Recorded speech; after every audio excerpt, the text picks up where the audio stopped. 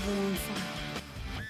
ಒಂದು final question sir, ಒಂದು final question ತಮಗೆ. ಇಲ್ಲಿ ಒಂದು ಲೋಕಾಯುಕ್ತದ ವ್ಯಾಪ್ತಿಗೂ ಬರಲ್ಲ, ಯಾಕಂದರೆ ಇಲ್ಲಿ ನಿವೇಶನ ವಾಪಸ್ ಕೊಟ್ಟ ಮೇಲೆ ಭ್ರಷ್ಟಾಚಾರ ಏನು ಬಂತು ಅಂತ ಒಂದು ಭಾಗ. ಎರಡನೇದು ಇಡಿ ಮನಿ ಲಾಂಡ್ರಿಂಗ್ ಇಲ್ಲಿ ಏನು ಬಂದೇ ಇಲ್ಲ.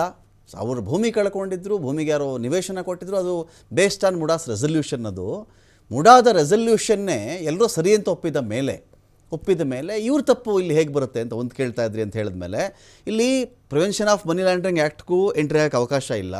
ಯಾರಿಗೋ ಹಣ ಕೊಟ್ಟುಬಿಟ್ಟು ನಿವೇಶನವನ್ನೇನೋ ಕಬಳಿಸ್ಬಿಟ್ಟಿದ್ದಾರೆ ಅಂತ ಹೇಳೋಕ್ಕೆ ಲೋಕಾಯುಕ್ತಕ್ಕೂ ಕೆಲಸ ಇಲ್ಲ ಅಂತ ಆದಮೇಲೆ ತನಿಖೆ ನಡಿಬೇಕಾಗಿರೋದು ಬರೀ ಮುಡಾದ ಮೇಲೆ ಅಥವಾ ಮುಡಾದ ರೆಸಲ್ಯೂಷನ್ ಮೇಲೆ ಅಂತ. ಈಗ ಈ ಕಳ್ಳತನ ಅಂತ ಏನು ಹೇಳ್ತಾ ಇದಾರಲ್ಲ, ಅದ್ರ ಬಗ್ಗೆ ಒಂದು ಉತ್ತರ ಹೇಳ್ತೇನೆ. ಈ ಆರ್ಡರ್ ರೆಸಲ್ಯೂಷನ್ ಪಾಸ್ ಮಾಡಿದವ್ರು ಯಾರು, ಅವರೆಲ್ಲ ಕಳ್ರ ಅಂತ ಇವ್ರು ಹೇಳೋ ವ್ಯಾಖ್ಯಾನ ಓಕೆ ಅಲ್ಲ. ಅಲ್ಲಿ ಯಾರು ಇಲ್ಲ, ಅಲ್ಲಿ ಎಲ್ಲ ಇವರೇ ಇರೋದು. ಅಲ್ಲ, ಅವ್ರಿಗೆ ಹೆದರ್ಸಿರ್ತಾರೆ, ಬೆದರ್ಸಿರ್ತಾರೆ. ಅವ್ರ ಪ್ರಭಾವಶಾಲಿಗಳಿದ್ರು, ಮೈಸೂರು ಭಾಗದವರು, ಪಾಪ ಅಧಿಕಾರಿಗಳಿಗೆ ಭಯ ಇರುತ್ತೆ. Resolution pass ಮಾಡಿಸ್ಬಿಟ್ರು.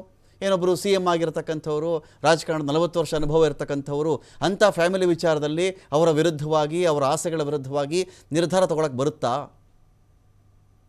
ಅವತ್ತಿನ ದಿನ ಇವ್ರಿಗೆ ಯಾವುದೇ ತೊಂದರೆ ಇಲ್ಲ, ಚಕಾರ ಎತ್ತದೇ ಇದ್ದವ್ರು ಇವತ್ತಿಗೆ ತೊಂದರೆ ಆಯ್ತಾ ಬೇರೆ ಪಕ್ಷದವ್ರಿಗೆ?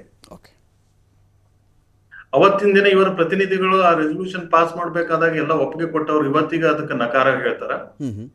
ಅವತ್ತಿನ ದಿನ ಮತ್ತೇನು ವಿರೋಧ ಪಕ್ಷದವ್ರು ಇವರೆಲ್ಲ? ಅಂದ್ರೆ ಅವತ್ತಿನ ದಿನ ಮಿಲಾಪಿ ಕುಸ್ತಿ ಇತ್ತ ಇದು?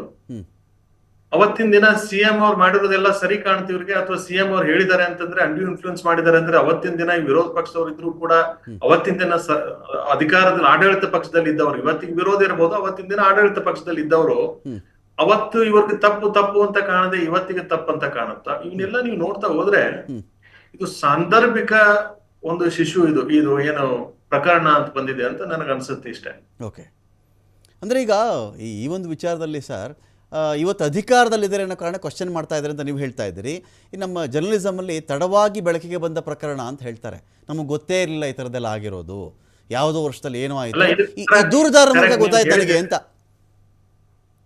ಈಗ ನಾನು ಹೇಳ್ತೇನೆ, ತಡವಾಗಿ ಬೆಳಕಿಗೆ ಬಂದಿರೋ ಪ್ರಕರಣ ಅಂತ ಏನ್ ಹೇಳ್ತಾ ಇದೆ ಈಗ, ಅಂದ್ರೆ ಬಿಜೆಪಿ ಅವರು ಅವತ್ತಿಗೆ ನಾವು ನಿದ್ದೆ ಮಾಡ್ತಾ ಇದ್ವಿ ಅಂತ ಒಪ್ಕೊಂಡಂಗ, ಅಥವಾ ನಾವು ಮಿಲಾಪಿ ಕುಸ್ತಿ ಆಗಿದ್ವಿ, ನಮ್ ರೆಸಲ್ಯೂಷನ್ ಪಾಸ್ ಆಗಿದೆ, ಅದೆಲ್ಲ ಕರೆಕ್ಟು, ಆದ್ರೆ ನಮ್ಗೆ ಅವತ್ತು ಸರಿ ಕಾಣ್ಲಿಲ್ಲ, ನಾವು ಸರಿನೋ ತಪ್ಪು ನಾವು ಮಾಡ್ಬಿಟ್ವಿ ಅಂತ ತಮ್ಮ ತಪ್ಪನ್ನ ತಾವೇ ಒಪ್ಕೊಂತ ಇರೋದಾ? ಅಥವಾ is it like a confession statement by the BJP also for having committed guilt at that point of time and having passed a resolution? Okay. So it operates as a double-edged sword. Okay. ಒಂದ್ ಕಡೆಗೆ ಸಿದ್ದರಾಮಯ್ಯನವ್ರನ್ನ ಈ ಕಡೆ ತೋರಿಸಿದ್ರೆ, ಇನ್ನೊಂದ್ ಕಡೆ ಅವ್ರ ಕುತ್ತಿಗೆಯನ್ನ ಅವ್ರು ಕೊಯ್ಸ್ಕೊಳ್ತಾ ಇದ್ದಾರೆ. So they are sitting in the glass room and throwing stones on others ಅಂತ ಹೇಳ್ತಾ ಇದ್ದಾರೆ. ಅಂದ್ರೆ ತಾವು ಗ್ಲಾಸ್ ಹೌಸ್ ನಲ್ಲಿ ಕುತ್ಕೊಂಡು ಬೇರೆಯವ್ರಿಗೆಲ್ಲ ಕಲಿಸ್ತಾ ಇದ್ದಾರೆ. ಅವತ್ತಿನಿಂದ ಇವತ್ತಿನವರೆಗೆ ನಿಮ್ಗೆ ಅದು ಸಿದ್ದರಾಮಯ್ಯ ಅವರು ಇನ್ಫ್ಲೂಯೆನ್ಸ್ ಮಾಡಿದಾರೆ ಅನ್ಕೊಂಡ್ರು ಕೂಡ ನಾವು ಅದು ಸರಿ ಕಂಡದ್ದು ಇವತ್ತೇನು ಸಡನ್ ಆಗಿ ನಿಮಗೆ ಜ್ಞಾನೋದಯ ಆಯ್ತಾ?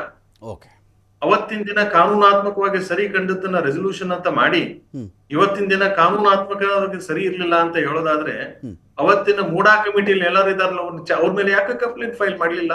ಇವನ್ನೆಲ್ಲ ನೀವು ವಿಚಾರ ಮಾಡ್ತಾ ಹೋದ್ರೆ ಒಂದು ತಾರ್ಕಿಕ ಅಂತ್ಯ ಸಿಗುತ್ತೆ, ನಿಮಗೆ ಸ್ಪಷ್ಟತೆ ಸಿಗುತ್ತೆ. ಅದು ಆರೋಪ ಹಿಂದಿರುವಂತ ಒಂದು ಷಡ್ಯಂತ್ರ ನಿಮಗೆ ಕಣ್ಣಿಗೆ ಕಾಣ್ತದೆ ಅಂತ ನನ್ನ ಅಭಿಪ್ರಾಯ. Thank you so much sir, Sanketa Anagi sir. Thank you so much. ಸಾಕಷ್ಟು ವಿಷಯಗಳ ಬಗ್ಗೆ, ಕಾನೂನಾತ್ಮಕ ಅಂಶಗಳ ಬಗ್ಗೆ ಮಾಹಿತಿ ತಿಳಿಸ್ಕೊಟ್ಟಿದ್ರಿ. Thank you so much.